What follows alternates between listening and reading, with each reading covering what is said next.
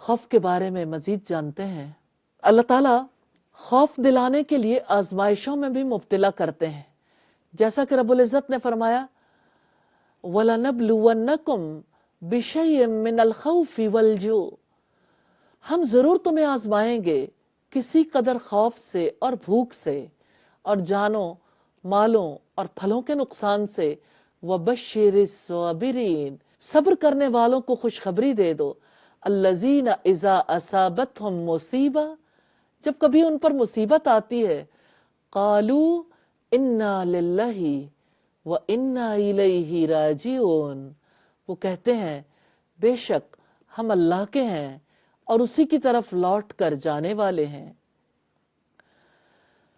تو اللہ تعالیٰ کا خوف واجب ہے، دل کی عبادت ہے، اور اس خوف کو رکھنے کے دو مقامات ہیں۔ ایک تو اللہ تعالیٰ کے عذابوں کا خوف، دوسرے اللہ تعالیٰ کی ذات کا خوف۔ یہ خوف اس کے اندر آتا ہے جو اللہ تعالیٰ کے اسماء و صفات کا علم رکھتا ہے، یہ شدید نوعیت کا خوف ہے۔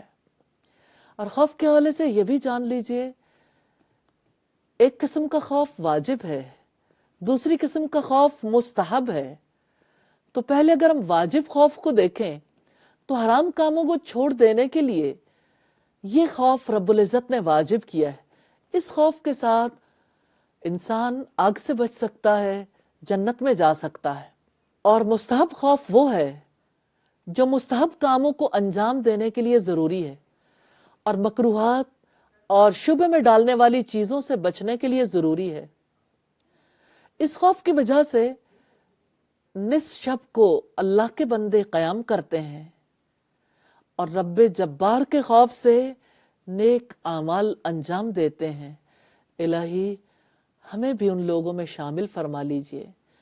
ارباز بن ساریہ سے روایت ہے، ایک دن نبی صلی اللہ علیہ وسلم نے ہمیں صبح کی نماز کے بعد بڑی جامع، کامل اور پوری نصیحت فرمائی، ایسی نصیحت جس کی وجہ سے آنکھوں سے آنسو بہنے لگے، ہم سب بھی رونے لگے اور اس سے کانپ گئے، یعنی خوف خدا سے۔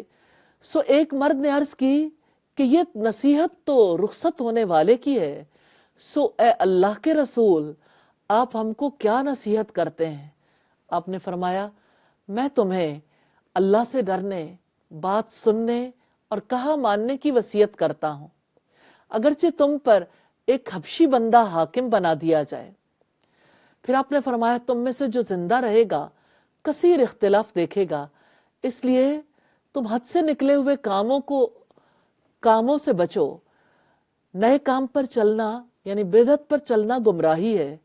تم میں سے جو اس وقت کو پائے میری سنت کو لازم پکڑ لے اور خلفائے راشدین اور ہدایت والوں کی سنت کو دانتوں کی مضبوطی سے پکڑ لے۔ ابو داؤد کی 4607 نمبر روایت ہے۔ تیسری قسم کا خوف خطا کاروں کا خوف ہے۔ یہ خوف انسان کو نصیحت سننے کے لیے آمادہ کرتا ہے، اللہ کی کتاب کی تلاوت کے لیے آمادہ کرتا ہے۔ اسی خوف کی وجہ سے گناہوں سے ندامت ہوتی ہے، اسی خوف کی وجہ سے خطا کار لوگ نیک کام کرتے ہیں، اور یہی خوف ہے جس کی وجہ سے خطا کار برائی سے بچتے ہیں۔ کچھ خوف ایسے ہیں جو ناپسندیدہ ہیں۔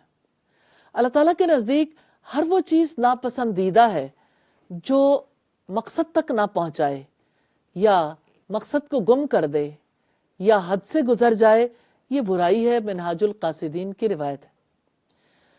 تو ایسے خوف میں سے جو ناپسندیدہ ہے، توبہ سے پہلے موت آنے کا خوف ہے، استقامت سے ہٹ جانے کا خوف ہے، برے خاتمے کا خوف ہے، حد سے بڑھا ہوا خوف جو عمل سے روک دیتا ہے۔ انسان یہ گمان کرتا ہے کہ میں نیک کام نہیں کر سکتا، پھر وہ عمل کرنا چھوڑ دیتا ہے۔ ایسے خوف کا کوئی فائدہ نہیں ہے۔ ایسے خوف سے انسان کے اندر مایوسی پیدا ہو جاتی ہے۔ یہ خوف اس لیے بھی ناپسندیدہ ہے کہ کبھی یہ دیوانگی اور کبھی موت تک پہنچا دیتا ہے۔ تو اللہ کا خوف رکھنے کے بڑے فوائد ہیں۔ جلد ملنے والے فوائد کو دیکھیں تو خوف کی وجہ سے اخلاص آتا ہے، خوف کی وجہ سے احتیاط پیدا ہوتی ہے، خوف کی وجہ سے نیک اعمال کا اہتمام ہوتا ہے۔ یہ خوف ہی ہے جس کی وجہ سے تقوی جنم لیتا ہے، اور ورع یعنی انسان حرام کاموں سے بچتا ہے، برائیوں سے طبیعت لذت نہیں لیتی۔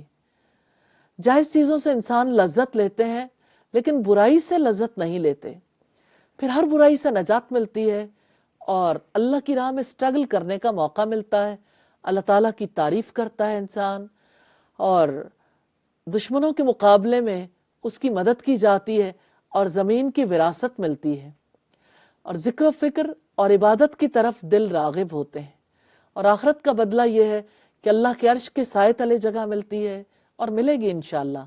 آگ سے نجات اسی خوف کی وجہ سے پاتے ہیں، اور مغفرت اور رحمت کا حصول بھی اسی کی وجہ سے ممکن ہوتا ہے۔ قیامت کے دن کا خوف دور ہو جانا ہے، جنت میں داخلہ ملتا ہے، جنت کی نعمتیں میسر آتی ہیں، اللہ سبحانہ و تعالیٰ کی رضا ملتی ہے۔ اب ہم یہ دیکھیں گے کہ خوف پیدا کرنے کے طریقے کون سے ہیں۔ نمبر 1، اللہ تعالیٰ کی عظمت اور جلال کا علم حاصل کرنا۔ تو اصل میں کرنے والا کام یہ ہے کہ علم حاصل کریں، تذکرہ کریں اللہ کی عظمت اور جلال کا علم۔ اللہ کی عظمت اور جلال کے بارے میں لوگ اپنی ذمہ داری محسوس نہیں کرتے کہ ہماری ذمہ داری ہے کہ ہم اس کے بارے میں جانیں۔ رب العزت نے فرمایا وَمَا قَدَرُ اللَّهَ حَقَّ قَدْرِهِ، انہوں نے اللہ کی قدر ہی نہ جانی جیسا کہ اس کی قدر کرنے کا حق ہے، اور زمین ساری کی ساری قیامت کے دن اس کی مٹھی میں ہوگی اور آسمان اس کے دائیں ہاتھ میں لپٹے ہوئے ہوں گے۔ پاک ہے وہ اور برتر ہے اس شرک سے جو یہ لوگ کرتے ہیں۔ اسی طرح سے دوسری چیز جو ہیلپ کرتی ہے قرآن مجید پر غور و فکر کرنا۔ حافظ ابن قیم لکھتے ہیں اللہ کے کلام میں تدبر کرنے سے زیادہ کوئی چیز نفع دینے والی نہیں ہے۔ امام ابن جوزی لکھتے ہیں اللہ کی قسم اگر عقل مند مومن سورہ الحدید، سورہ الحشر کا آخری حصہ، آیت الکرسی اور سورہ اخلاص کو تدبر اور تفکر سے پڑھے گا تو اس کا دل اللہ کے خوف سے پھٹ جائے گا اور اللہ کی عظمت سے اس کی عقل متحیر رہ جائے گی، یعنی حیران رہ جائے گی۔ اسی طرح سے تیسرا کام ہے نبی صلی اللہ علیہ وسلم کی حدیث اور سیرت میں غور و فکر کرنا۔ چوتھا کام ہے اعمال کے قبول نہ ہونے سے ڈرنا، اور پانچواں کام ہے پچھلے گناہوں کو یاد کرنا۔ انسان نہیں جانتا کہ اللہ تعالیٰ نے اس کے کون سے گناہ معاف کر دیے ہیں، اس لیے اگر انسان ان کو یاد نہیں کرتا تو استغفار بھی نہیں کرتا۔ توبہ کرنے کے لیے گناہوں کو یاد کرنا چاہیے، کیونکہ ایسا ہو سکتا ہے کہ اللہ تعالیٰ گناہوں میں پکڑ لیں۔ اللہ تعالیٰ ہم سب کو معاف فرما دیں۔ اسی طرح سے واجبات میں کوتاہی نہ کرنا انسان کے لیے ہیلپ فل ہوتا ہے، موت کو یاد کرنا ہیلپ فل ہوتا ہے۔ اور نبی صلی اللہ علیہ وسلم نے فرمایا اگر تم لذتوں کو توڑ دینے والی موت کو یاد کرو تو تم ہنسو گے بہت کم اور رو گے بہت زیادہ۔ اسی طرح قبر کے حالات پر غور و فکر کرنا نفع دیتا ہے، قیامت کے حالات پر غور و فکر کرنا نفع دیتا ہے، جہنم پر غور و فکر نفع دیتا ہے، اس جہان سے لوٹ جانا اس کو سوچنا نفع دیتا ہے، اور کامیاب ہونے والوں کی صفات پر غور و فکر کرنا نفع دیتا ہے، اور اپنے شعور میں یہ بات بٹھانی نفع دیتی ہے کہ جنوں اور انسانوں سے جہنم کو بھر دیا جائے گا، اور توبہ کے درمیان حائل ہونے والے معاملات پر غور و فکر انسان کو لے ڈوبتا ہے۔ جب توبہ کے درمیان حائل ہونے والے امور انسان کو پتہ چلتے ہیں تو اس کی وجہ سے انسان کے لیے خوف رکھنا ممکن ہو جاتا ہے، اور برے خاتمے کا خوف رکھنا ہیلپ دیتا ہے۔ گناہوں کو حقیر سمجھنے پر غور و فکر کرنا نفع دیتا ہے، اور خوف الہی رکھنے والوں کے حالات پڑھنا سب سے زیادہ نفع دیتا ہے۔ حضرت ابوبکر صدیق اور حضرت عمر اپنی زبان کو پکڑ کر کہتے تھے یوں کہ یہ ہلاکت میں ڈالنے والی ہے۔ جن لوگوں نے نبی صلی اللہ علیہ وسلم سے تربیت پائی، کیسے انہوں نے اللہ کا خوف رکھا، یہ خوف نیکی پر عمل پیرا کرواتا ہے، یہ خوف واجب ہے، یہ خوف زندگی میں ایمان، یقین اور نیک اعمال کے رنگ بھر دیتا ہے۔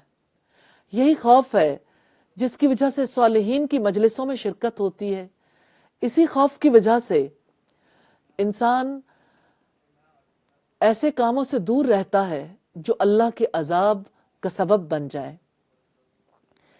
تو یہ خوف ہے جو عبادت گزاروں کے دل میں اللہ کی عظمت کا احساس اور خشیت پیدا کرتا ہے. یہ خوف ہے جو اللہ کی طرف رجوع کرنے والوں کے لیے رفیق سفر بن جاتا ہے. یہ خوف ہے جس کی وجہ سے اللہ سے محبت کرنے والے آنسوؤں کا نذرانہ پیش کرتے ہیں. یہ خوف ہے جو اللہ کے لیے ہے. یہ خوف ہے جو اللہ کی طرف لوٹ جانے کا ہے. خوف کا مقام کتنا بڑا ہے. جو لوگ خوف کی حقیقت کو پا لیتے ہیں وہی حقیقی خوف رکھتے ہیں.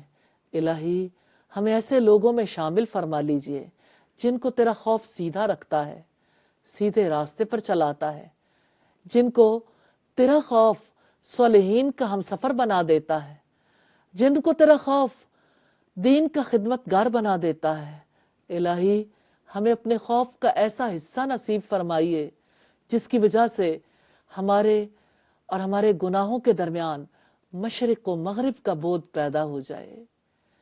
وآخر دعوانا ان الحمد للہ رب العالمین. سبحانک اللہم وبحمدک نشہد ان لا الہ الا انت نستغفرک ونتوب الیک. السلام علیکم ورحمۃ اللہ وبرکاتہ.